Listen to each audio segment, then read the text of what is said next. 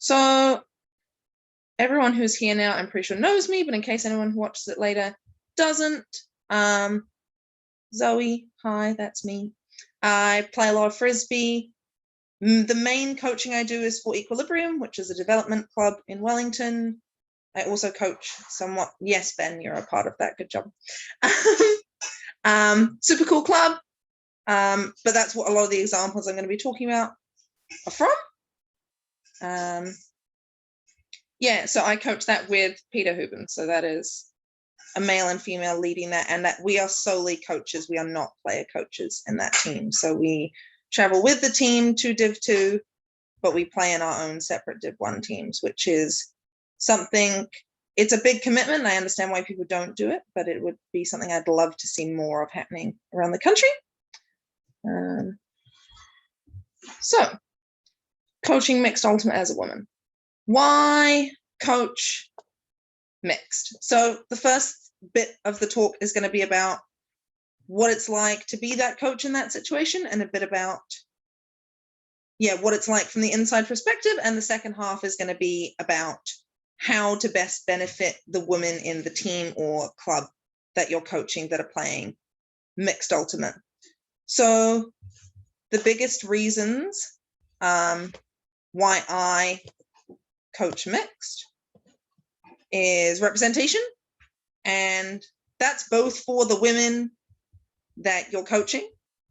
They see people out there, leadership roles, that are strong in leadership positions, and they realize that that can be them too.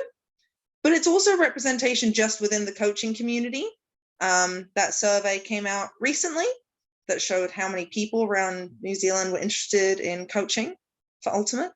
And there was still only a third women. And I think that was after some push from some people to get more women to fill that out. A third is still a good number. That shows that there's lots of women, because I think quite a few people filled that out.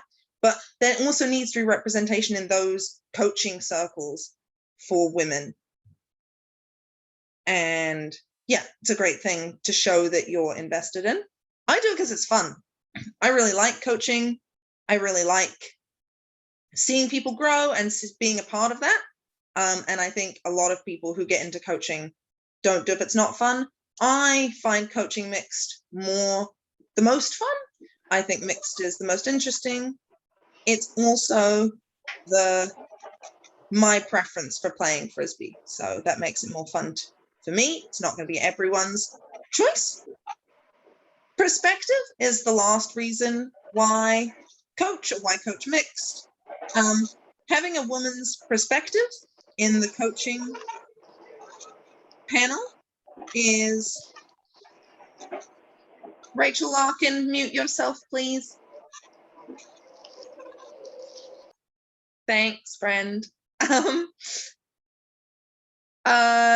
Providing a perspective. So women on the field are going to have a different experience on the field than the men are, even if we're playing good mixed. Those people are going to have a different experience because they're marking different players in the other team. That may affect lots of different aspects of the game. Having someone who is a coach who is used to looking at what the women are doing because that's what they would be doing on field, or knowing who that you're up against because that's who they always match up against, is a perspective that it's good to have so that nothing gets missed when you're trying to coach for a mixed team.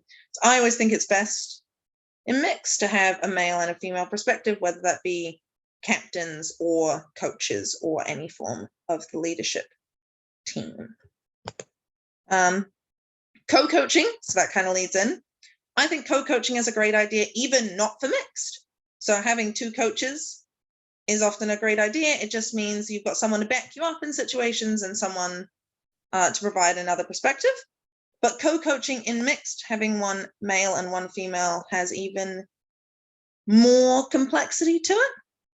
So there are some pros and cons to this. Equal representation starting from the top. So showing, it's kind of like the first thing you're presenting to the team or club that you're coaching, that you are for mixed ultimate being truly mixed. The fact that you made a point of having a woman and a man at the top of your club. I think that's important. It shows from the start that that's something you're accepting of, and you already view that women can be in those positions. The downside kind of to that is that you obviously may not always see eye to eye with the other person, and having conflicts between the coaches is obviously not the most beneficial for teams. Someone to back you up. I think this is even more important in mixed, especially when you are the woman coaching. Having someone that is there for, if there's anyone you're coaching who may be just reluctant to listen to you, just to have a male there that's just backing up what you say. They're not demeaning you. They're not undermining anything you're saying. They're just saying, well, yeah, she's right. Obviously, that's not all the other coach is going to be doing, but to have someone there in situations where someone may not be listening is really beneficial for them to see that the male you're coaching with automatically agrees with you. That's their default, is to agree with you as co-coaches. Obviously, it's really unhelpful if you're coaching with a male that is not doing this. So that leads into the next one. So someone to lead by example of how to show respect. So sometimes dudes that don't play good mixed ultimate are just because no one's ever shown them how it's supposed to be. No one's shown them that the women in their team can be just as big an asset as the men in their team. So starting to show them that by your male co-coach giving you respect, and that being a completely normal part of the club, is something that means you can have that really from the top of your club down. They naturally learn it just by seeing it being there, and you don't even really have to think that much about it. And spreading the load of coaching is, I believe, always a good thing. Then you don't have to worry so much and put it all on yourself. Yeah, so obviously I mentioned earlier at the start, I co-coach Equilibrium with Peter Huben, and he does all of these things really well. I know that when I say something, he would always back me up. Or if he did disagree with me, he would never do it. He wouldn't do it in front of other people. He would talk to me about it after training or whatever, which is completely fine. The coaches can disagree as long as you're not doing it in front of the team that you're coaching. You don't want to confuse anybody, and you don't want to undermine anything the other person's saying. That was pretty much all I had to say on what it's kind of like from the coaching side and how I've found it. I now want to talk about what you can do as a coach of mixed, but most importantly as a female coach of mixed ultimate, which I think very few women do. It's hard enough to get enough women in mixed teams, let alone then coaching mixed teams.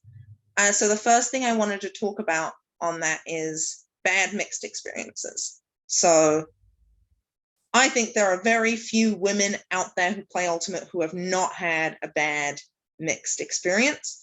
And for some women, that's it.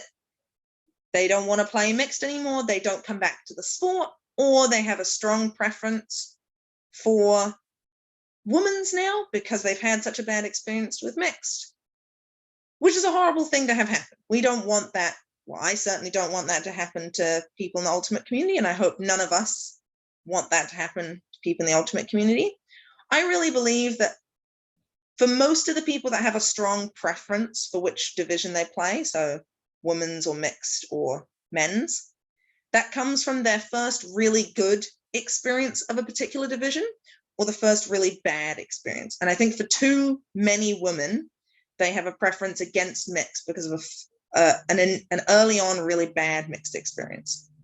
So I got a few examples of what bad mixed experiences can be, but I also wanted to put this to the floor for other people to put out what have been your bad mixed experiences. You don't have to name names, but what is something that's happened to you that wasn't enjoyable? It was not how we should play mixed. It's something that discourages you from playing in that division.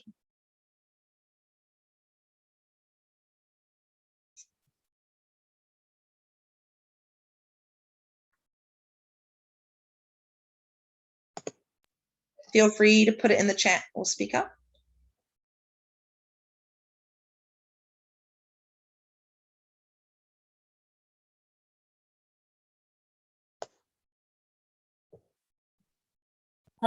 Sometimes it is not fun when you could be trying to sorry, I have a cold and my brain's not working properly, but sometimes like when you do something wrong, which is fine, and like getting advice is fine, but sometimes how advice can be given by other players in your team doesn't really come across that well and can come across quite patronizing, which can be fine in some instances, but not when it happens all the time, you know? Yeah. That is very similar to what Jana also just wrote in the chat. Being explained something basic just because you made an error. So being an experienced player and dropping the disc and having explained to you how to catch is not helpful. And I think that's similar to what you were saying, Tara.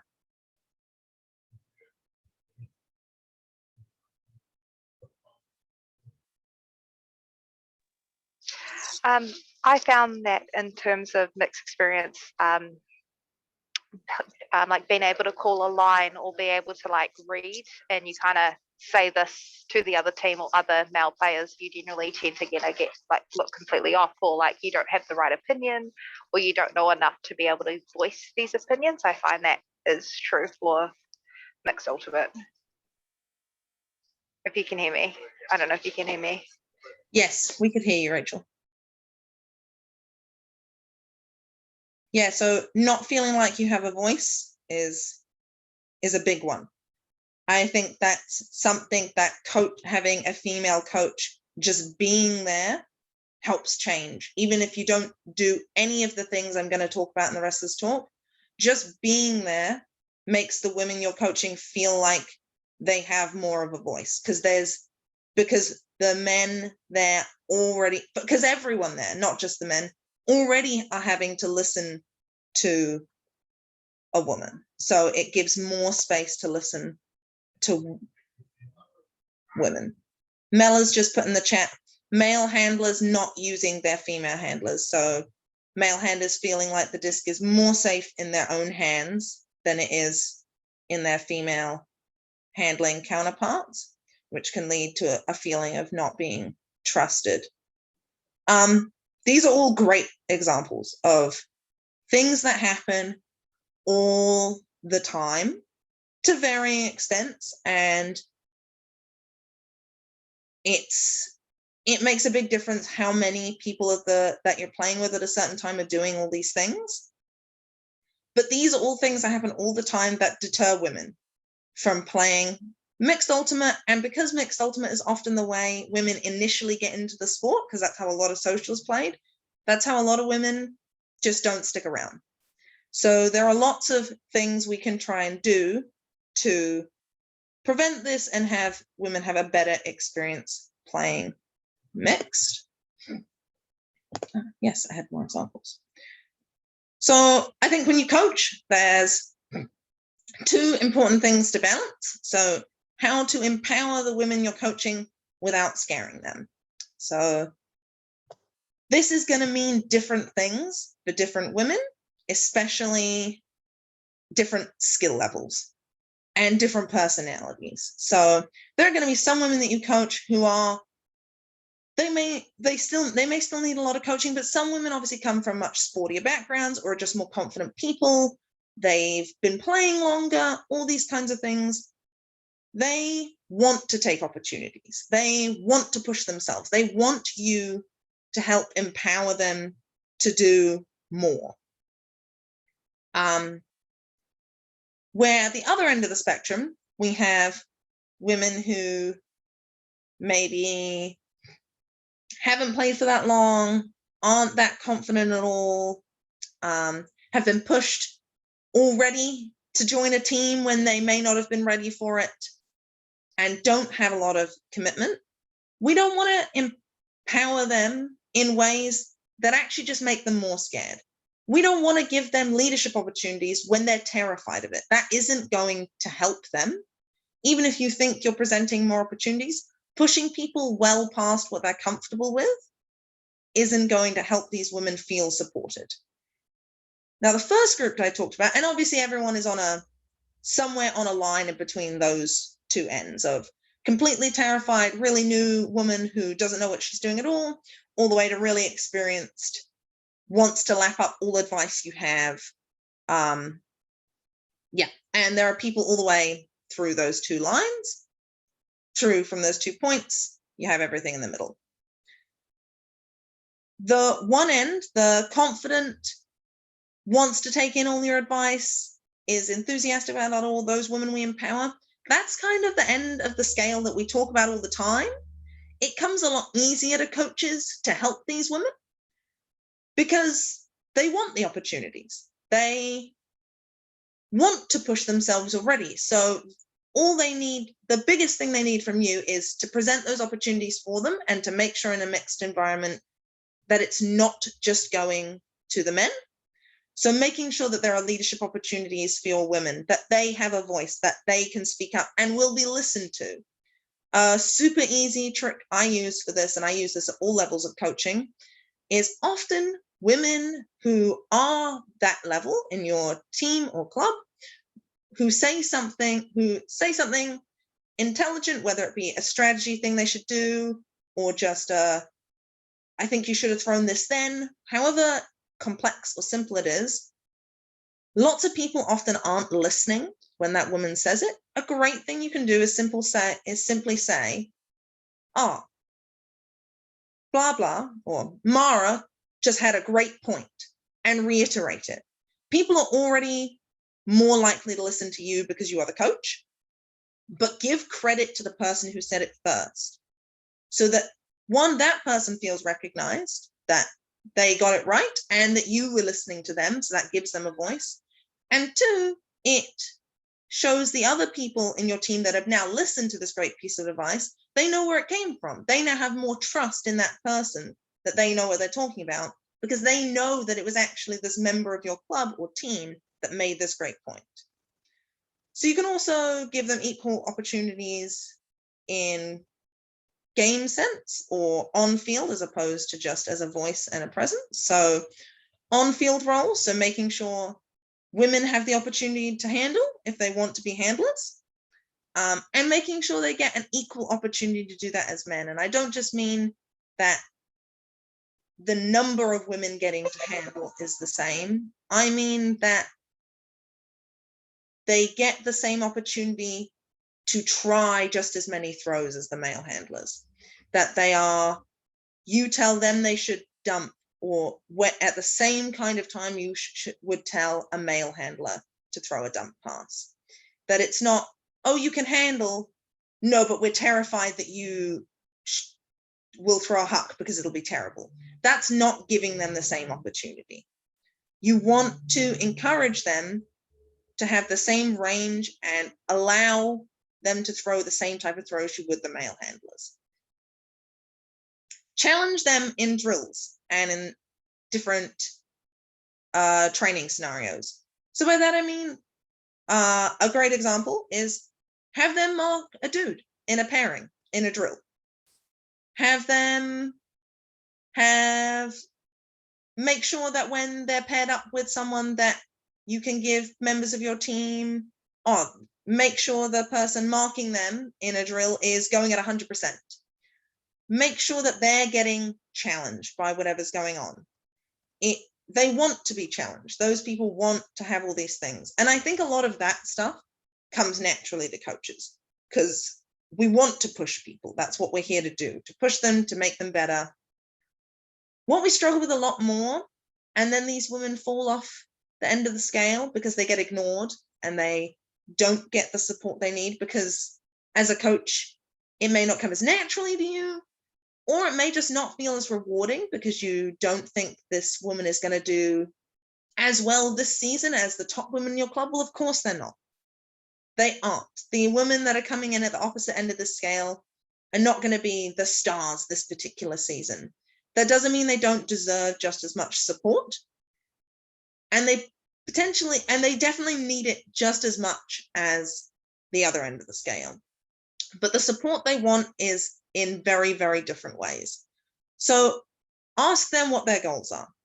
We don't want to push these women to try a million new things at once. One, it's probably just confusing. And two, it's quite scary. For them to feel like they are pressured to try all these new things is probably not going to be advantageous for them. So ask them, what are their goals? What would they like to get better at this season? And focus on pushing them in just those areas and not everything all at once. So if they want to be able to make sure they can throw a flat forehand to an underpass, don't encourage them to huck the disc just because someone was free for a huck for them. That's not their goal. Encourage them to fake and have that person come under so that they can use that throw they are working to develop. A big thing I try and do with equilibrium, which I think gets a lot more people along. I know it's hard because so many teams are scrambling for those last few female numbers. Don't make committing to your club or team an all or nothing commitment. So people in equilibrium, I tell them from the very start that joining this club does not mean you have to play nationals. It doesn't mean you have to go to any tournaments. It is just a training opportunity. The number of times I have said this to women and they have immediately relaxed and been far more excited about joining the club is countless. Because then they get to do it in their own time. They get to just get better and not feel this pressure, which they're probably feeling every time they play Ultimate. And that they may just want a space where they don't have to develop everything all at once, where they don't feel like they're disappointing anyone. So if you can create a space where they can just come along and there isn't so much pressure to commit to a whole season or all these tournaments or everything like that, but they still feel welcomed in the space. It's not, oh, well, if you can't make this tournament, then I'm going to have to look for someone else and we won't want you anymore. Because then those women are missing out on these opportunities to get better altogether. Give them options. When I say give them options, I'm meaning on field. So what I hate seeing for these women that we're trying not to scare is, we don't want to scare them by making them try and throw big hucks when they don't want to. So I won't even give them the opportunity. I'll just make this tiny, shitty dump cut right in front of them as soon as they get the disc. That is not giving them any opportunity to choose to try slightly bigger throws, even if a slightly bigger throw just means a 10-meter pass, as opposed to a 2-meter dishy. I'm not saying force them and don't give them a dishy at some point, but leave that decision in their hands. Make it really clear to them that if you look for, you can make it a particular player, or you can make it yourself if it's in a social team, or you can make it if you look for your dump, they will get free for a really easy option. But tell those handlers or those people in those positions, don't do that if they don't look. Don't do that on stool 0. Then they have no option. You haven't left the choice in their hand.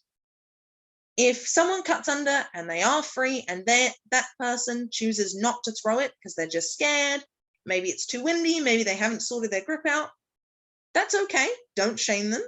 Be like, that's completely okay. Now encourage them to look for that easy option. But make sure you're encouraging members of your team or club to give them one actual option like any other member of the team or club would get first, before giving them the super easy option. I think that's really important. It means that when they are ready to grow, they know that opportunity and that choice is always there for them, but they don't have to take it. It's really up to them. Leaving the control in these women's hands makes them feel so much less scared of trying new things, because they know that the opportunity will always be there. They won't be shamed for taking it or for not taking it. But they've probably had experiences where that's not the case, and they need that time where it's okay to not take that option, to learn that this is a safe environment, because they may not already know that, because so many mixed environments are not like this, the ones I'm trying to create, and I hope you guys will go out there and create. Yeah.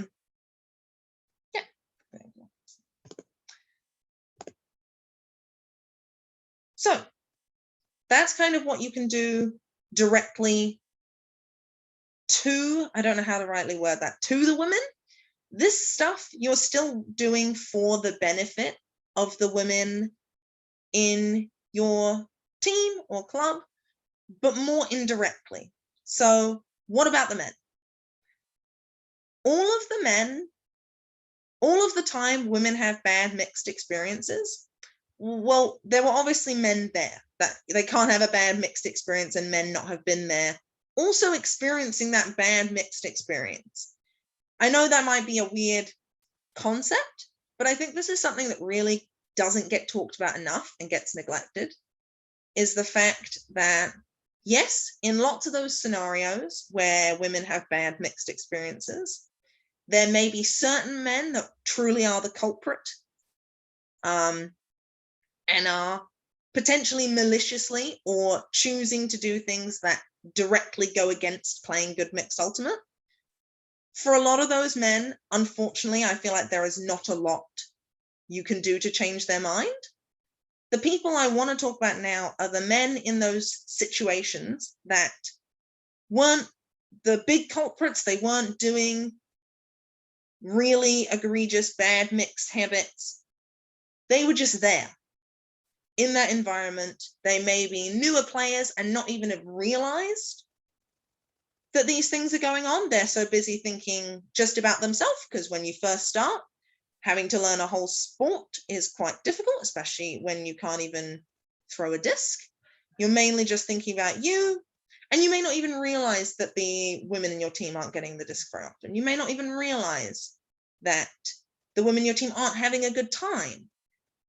But those men still had that experience, and they still were affected by it.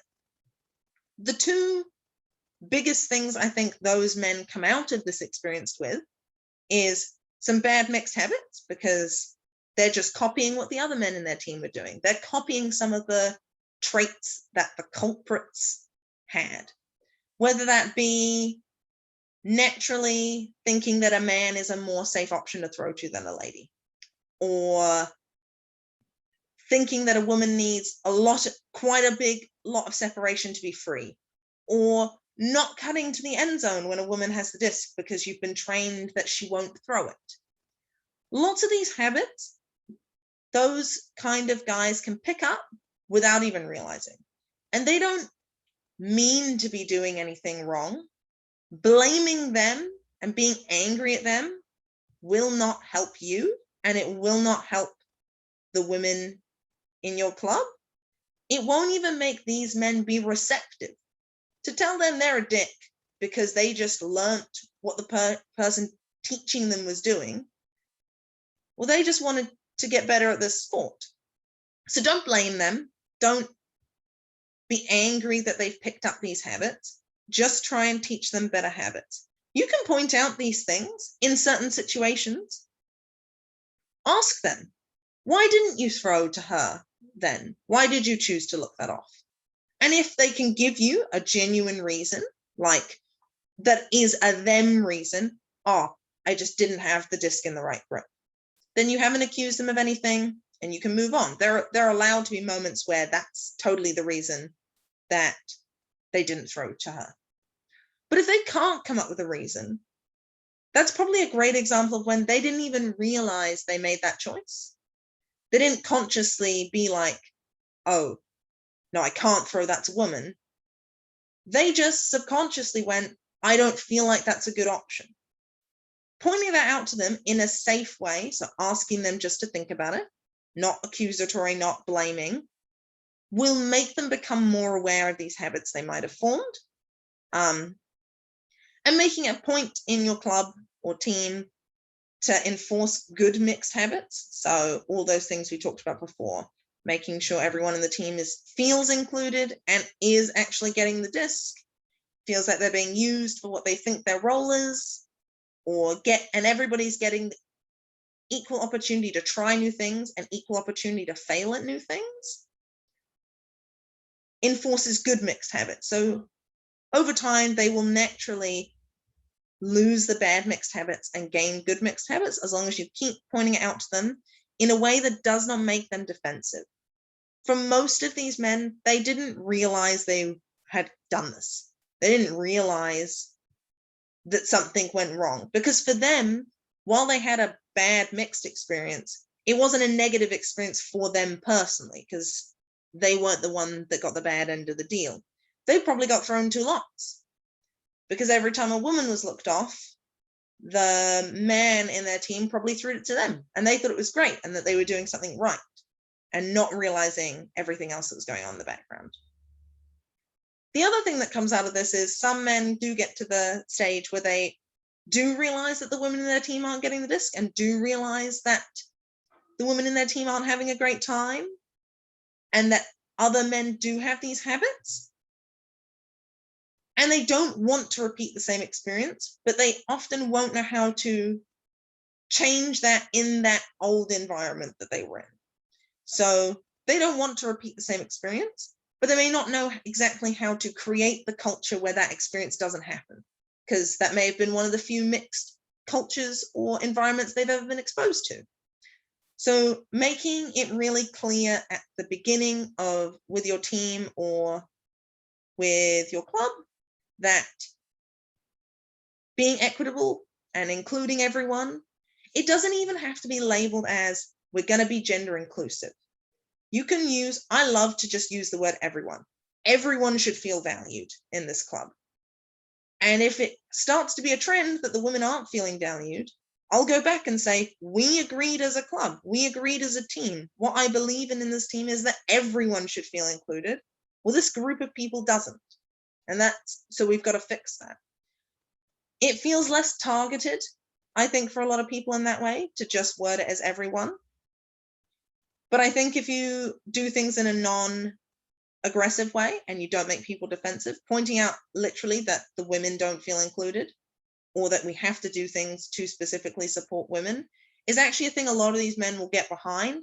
They just don't know what to do. They need you to tell them what they should look to do more. How do they gain these habits? Because just forcing it feels unnatural and may feel like it's detrimental to them playing. If they're looking off men to then throw to women, well, that's not really what you want either. And I think this is something that really isn't talked about enough. We talk about, well, how do we empower women?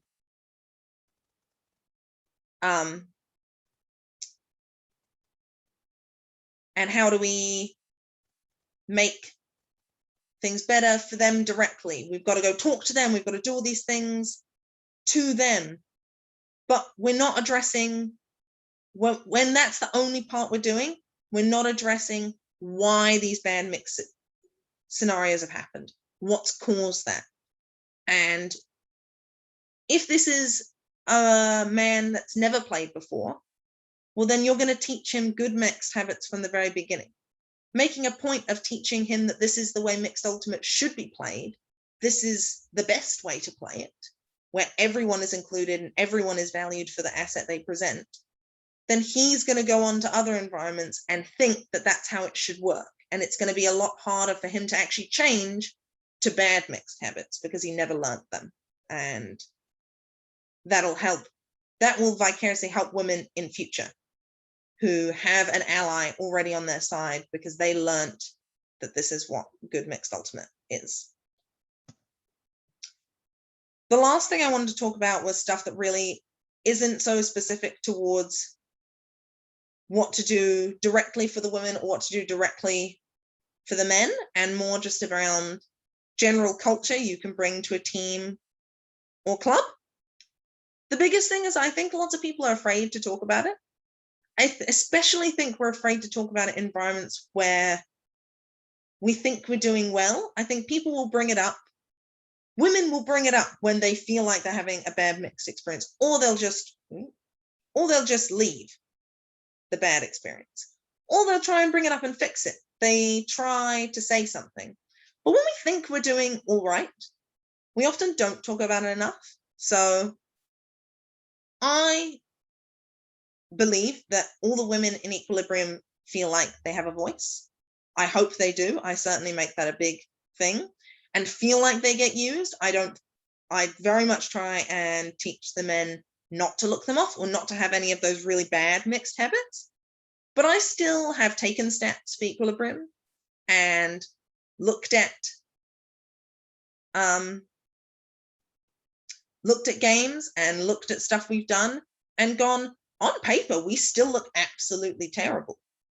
I took stats for the final, and yes, it was incredibly windy during the Div 2 final, but on the flip side, that shouldn't make a difference. And there was one female-to-female pass from Equilibrium in the entire game. And yet I think the women playing that game didn't come away from it thinking that they were completely excluded or they didn't get involved. And yet one female-to-female pass is not good mixed ultimate.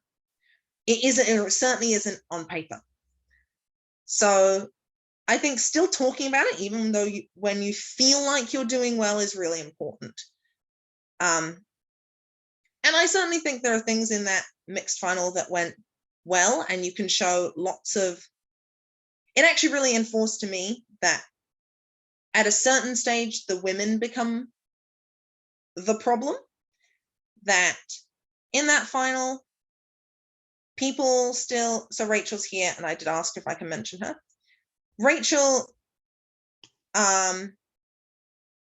scored the first upwind of the game. She scored that after our first attempt at an upwind in a game where upwinds were what mattered to win. It was not a good pass, and Rachel made a good bid to try and catch it, but it was an incompleted pass. In a crucial, that would have been our first upwind score. There are many men that would then, in other situations, see that and be, I tried to throw to Rachel in a crucial moment, it didn't work, and subconsciously then not throw to her in crucial moments. The club didn't do that. She then scored upwind. There was a point where Joe throws the same pass to her 3 times in a row, and he has to because she drops it the first 2 times. The fact that mistake of dropping it wasn't held against her is something that is so important to create as a culture.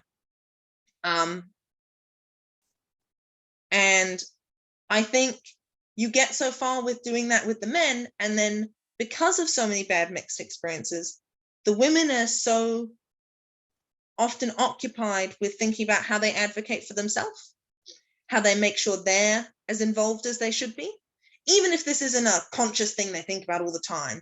But they feel like they have to be very aware of what they're doing, and if they're getting enough touches of the disc, if their voice is heard, that they're not making sure the other women are, that they're not making sure they're listening to the other women. And it's actually enjoyable to get to the stage where the men aren't the problem, where the women are actually the problem, because they feel like they have to be self-centered to have a voice.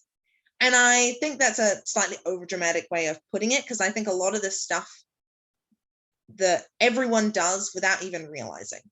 It's not something we think about, well, I won't throw to the women because I won't throw to the women in my team because they won't throw it back to me because they're only going to throw to the dudes. No one thinks about it that much, but it is something that happens if you look at the stats for pretty much every mixed team in the country.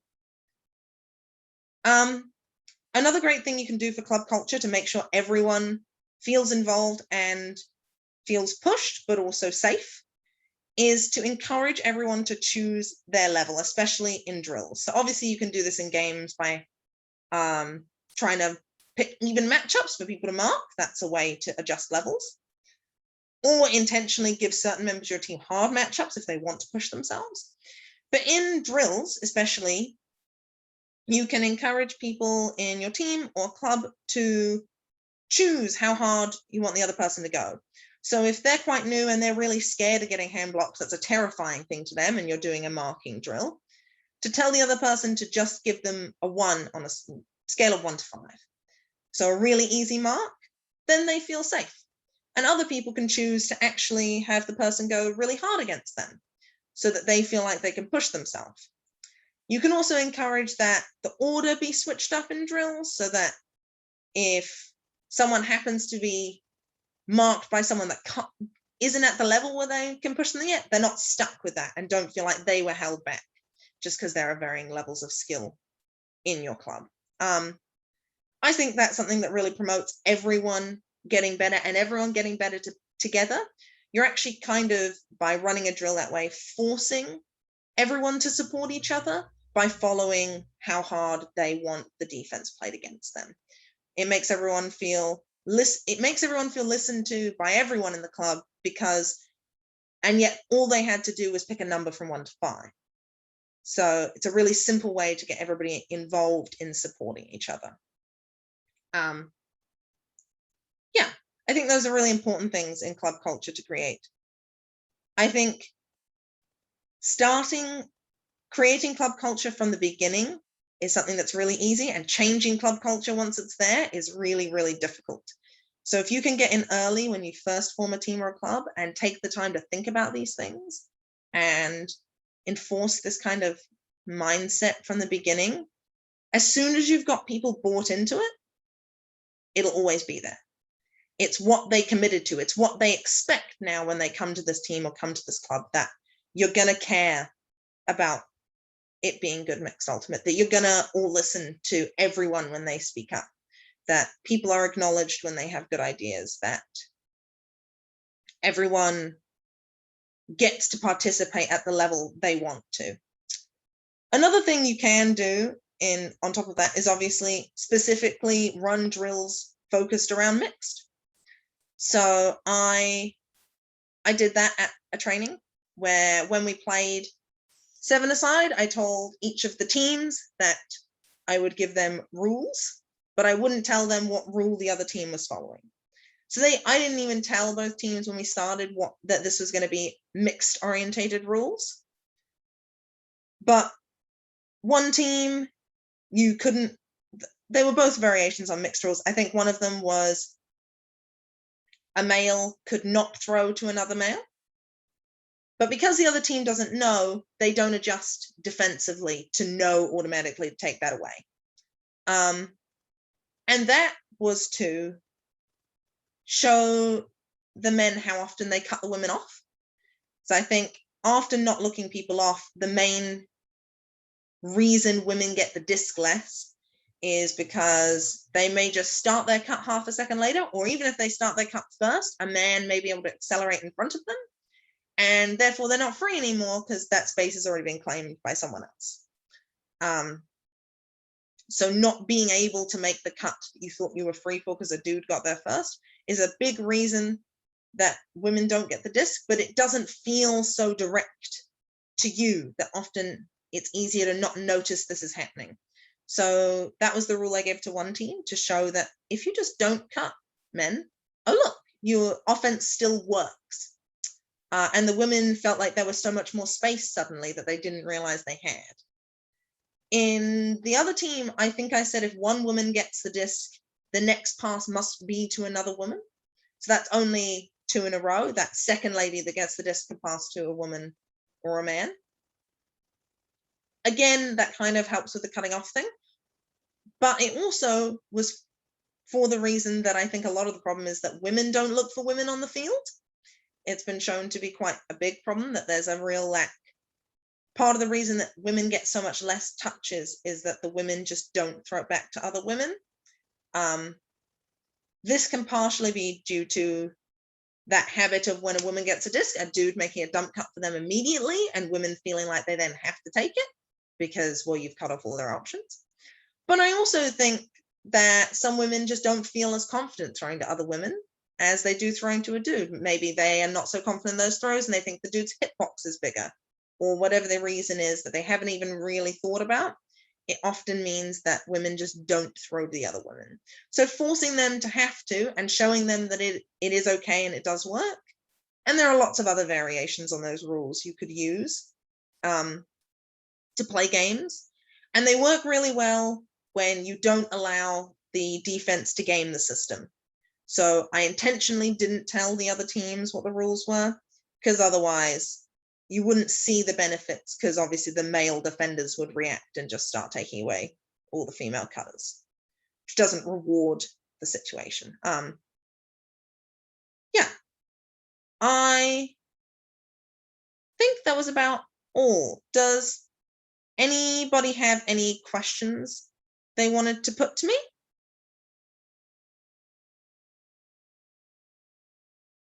Either in the chat or feel free to speak up. Or anything you want to add to why you should now go and coach mixed ultimate.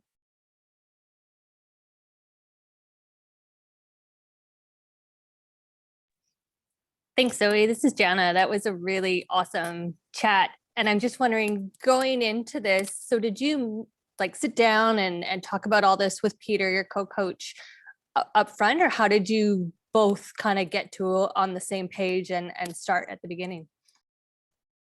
Me and Peter had obviously known each other and been friends and played Ultimate for a little while before we went into coaching. So it was made easier that we came into coaching this club at the same time because we founded it. So it wasn't like it was already one of ours and the other person was joining. I think that really makes the dynamic feel balanced.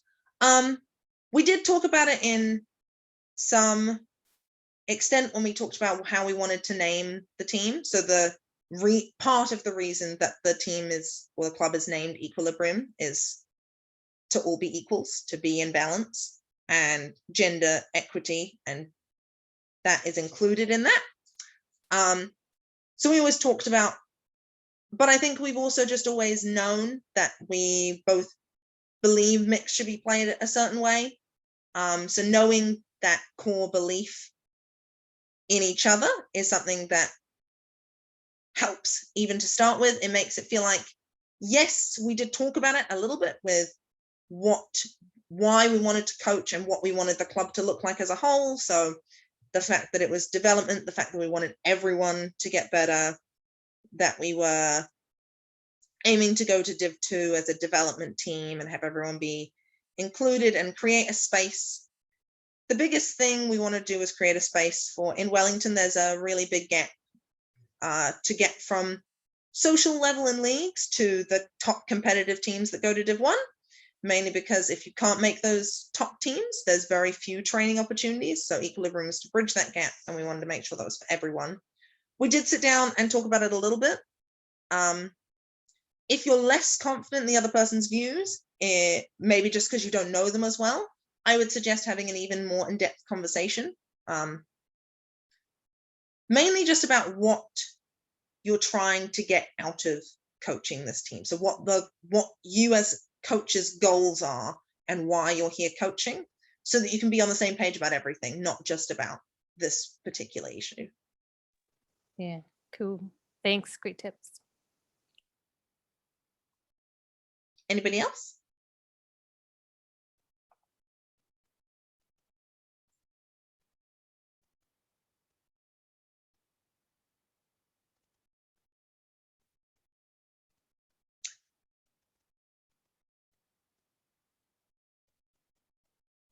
Thanks, Amelia. Cool. I think that was about everything then. Please feel free to share the video. I hope more people can get the benefit out of seeing this.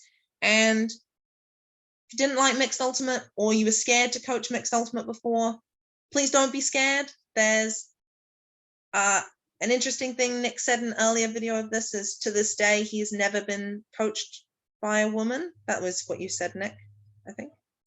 Changing this year. Changing this year. Nice.